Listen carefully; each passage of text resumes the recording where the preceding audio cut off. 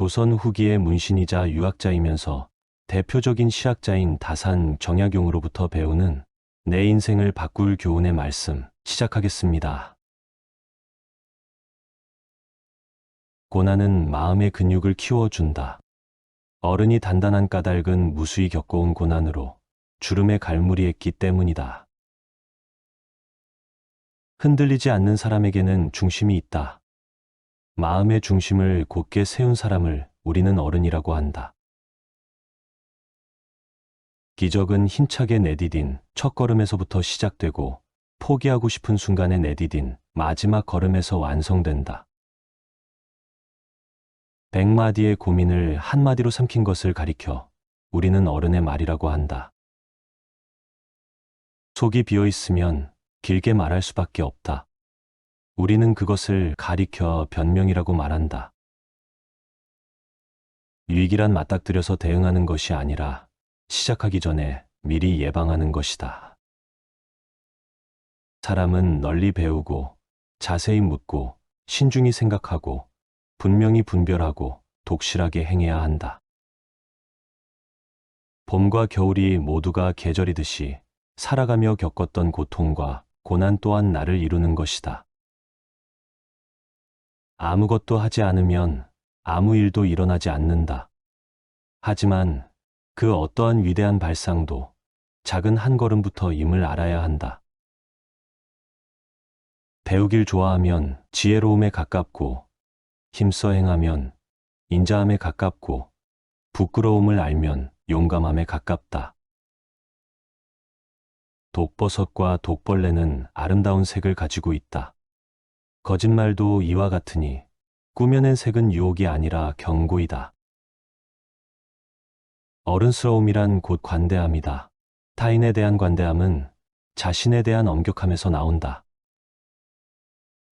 어른의 도리는 해야 할 일과 하지 말아야 할 일을 구분하는 것이다.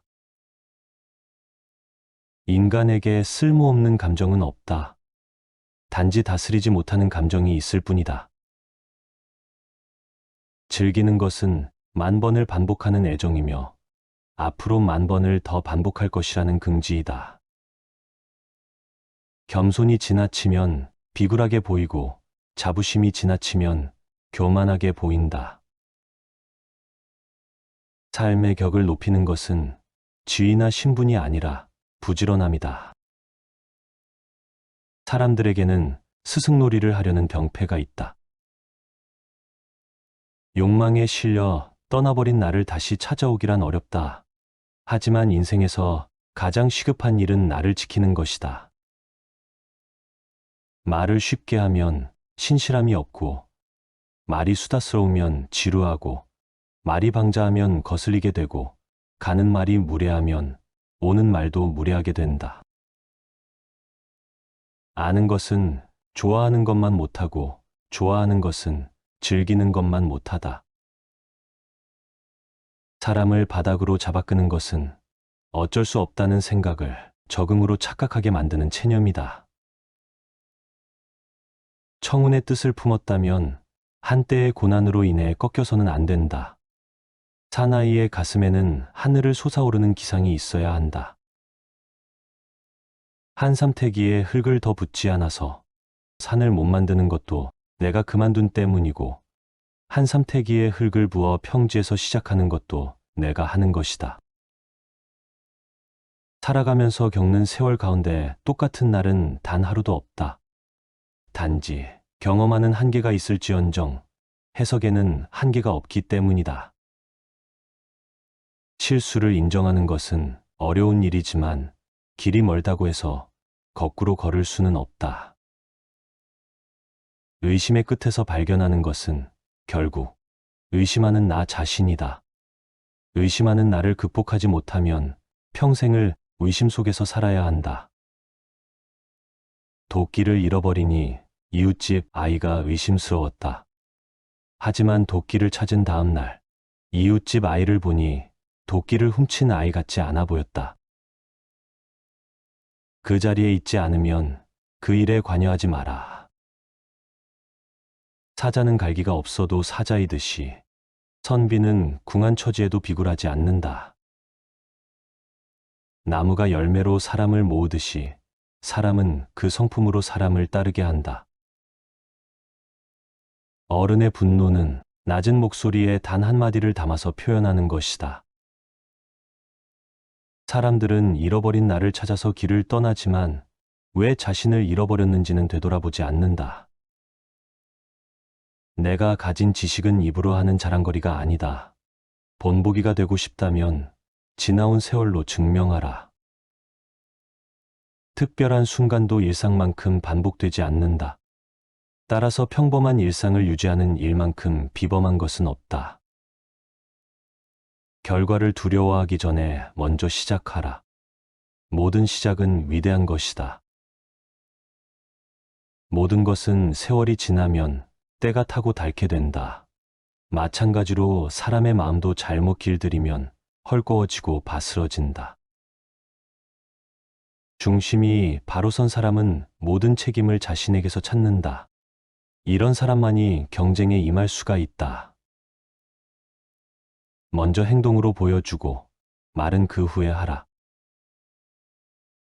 버려야 할 것을 못 버리는 것은 스스로를 내다버리는 것이다.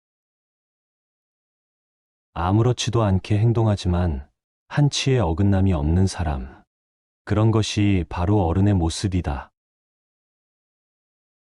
어떤 이는 태어나면서부터 알고 어떤 이는 배워야 알며 어떤 이는 고난을 겪어야 알지만 모두 다 그 깨달음은 같다. 성을 내는 것은 쉽다. 참고 넘기는 것도 어렵지 않다. 하지만 낮은 목소리로 분노하는 것이 가장 어렵다. 두려워하지 마라. 근심도 하지 마라. 어려움 앞에서도 스스로의 존엄을 지켜라. 인간은 격하게 행동했을 때가 아니라 잠시 멈췄을 때에 오히려 길을 찾아낸다. 사유는 눈빛으로 담기고 세월은 주름으로 새겨진다. 사람은 얼굴대로 사는 것이 아니라 삶이 얼굴로 나타나는 것이다. 인생은 속도를 겨루는 시합이 아니다. 세월을 견디고 비바람을 버텨야 나이테가 쌓이니 조급해하지 마라. 초연함이란 욕망에 무뎌지는 게 아니라 마음의 중심을 세우는 것이다. 하루의 깨달음을 꾸준히 지속해서 나를 이기고 예로 돌아가면 또한 인을 회복하게 된다. 지극히 어려운 일도 쉬운 일에서 시작되고 세상의 큰 일도 그 시작은 미약하다. 인생의 조급함이 닥쳐올 때마다 현자들의 이 말을 기억하라. 천천히 서둘러라. 개미 구멍을 막지 않으면 큰 홍수가 온다. 그래서 지혜로운 사람은 기미를 알고 미리 둑을 쌓는다. 말이 많으면 빨리 궁해지니 차라리 속을 비워서 지키는 이만 못하다. 어른스러움이란 세월에 따라잡히지도 세월을 거스리려 하지도 않고 기꺼이 나이다워지는 것이다. 길은 정해지면 바꿀 수 없지만 걸음은 내가 정할 수 있다. 인간의 격은 축적한 지식이 아닌 드러난 태도로 증명되는 것이다. 아무리 가까운 거리라고 해도 걷지 않으면 도달할 수 없고 아무리 간단한 일도 실천하지 않으면 이루지 못한다. 공부하며 쌓은 지식은 시간이 지나며 희미해지지만 공부해 나갔던 자세만큼은 머리가 아닌 몸에 새겨진다. 어제를 돌아본다고 해서 지식이 늘지는 않겠지만 얼마나 어리석었는지는 깨달을 수 있다. 어른은 행동으로 말을 증명하고 아이는 말로 행동을 증명한다. 아는 자는 반드시 실천하며 실천하고 있다면 이미 알고 있는 것이다. 꿈은 마냥 기다려야 할 신기루가 아니라 나의 실천으로 이루어지는 현실이다. 천하 만물 가운데 굳이 지킬 것이 없지만 오직 나만은 지켜야 한다. 천하에 잃기 쉬운 것 중에 나만한 것은 없다. 아이는 세상에 나와서 말을 익히고 노인은 세상을 겪으면서 침묵을 배운다. 마음이 없으면 보아도 보이지 않고 들어도 들리지 않으며 먹어도 그 맛을 모른다. 이를 가리켜 수신이라 하는 것이다. 세상을 지키는 존재는 특별한 소수가 아니라 자기 자리에서 소중히 일상을 지켜나가는 사람들이다. 근심과 고난이 나를 살게 하고 편안함과 즐거움이 나를 죽음으로 이끈다. 매는 사냥감을 향해 스스로를 높이 던진다. 높이 나는 맹수는 실패를 미리 두려워하지 않는다. 나만의 질문을 찾는 것을 멈추지 않는다면 세상에 책임질 줄 아는 어른이 된다. 새벽은 어른의 시간이다. 어제와 오늘이 교차하는 순간 나는 새로워진다. 회복이란 이전으로 돌아가는 것이 아니라 이전과 확실하게 결별하는 것이다. 스스로를 속이고 타협한 하루하루가 쌓이다 보면 인생 전체가 거짓말이 된다. 인간을 만드는 것은 태어나면서 얻는 기질이 아니라 살아가면서 만들어가는 태도이다. 어린 나이에 높은 관직에 오르는 것과 부영의 힘으로 관직에 오르는 것, 그리고 뛰어난 재주로 문장에 능한 것이 사람의 세 가지 불행이다.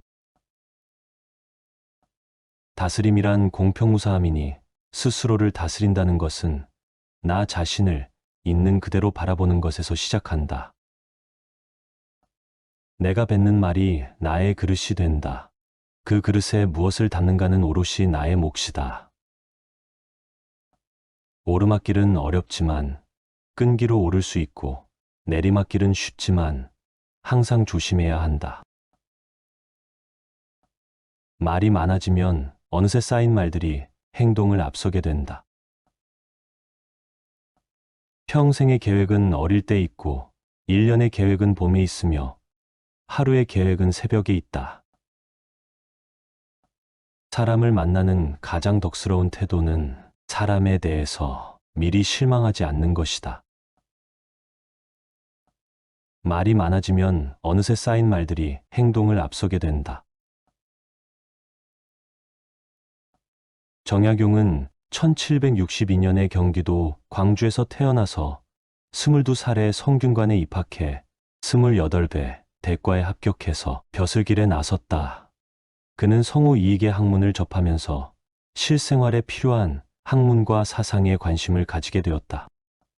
그리고 이벽을 통해서는 서양의 자연과학과 천주교에 관심을 두게 되었다. 정조의 눈에 들면서부터는 그의 여러 개혁 정책들을 도왔고 수원화성 건설을 이끌기도 했다. 그러나 정조가 세상을 떠난 뒤 천주교인들을 탄압하는 신유박해 때에 전남 강진으로 귀향을 떠나 그곳에서 백성들의 어려운 생활을 체험하고 실생활에 도움이 되는 학문 연구에 더욱 힘쓰게 된다. 그는 1836년 세상을 떠나기까지 남긴 책이 무려 500여 권에 이른다. 그 책에서 그는 그 시대의 실학사상을 체계적으로 정리하고 백성들이 잘 살 수 있도록 사회제도와 사회 전반에 관한 개혁 방안들을 제시하였다.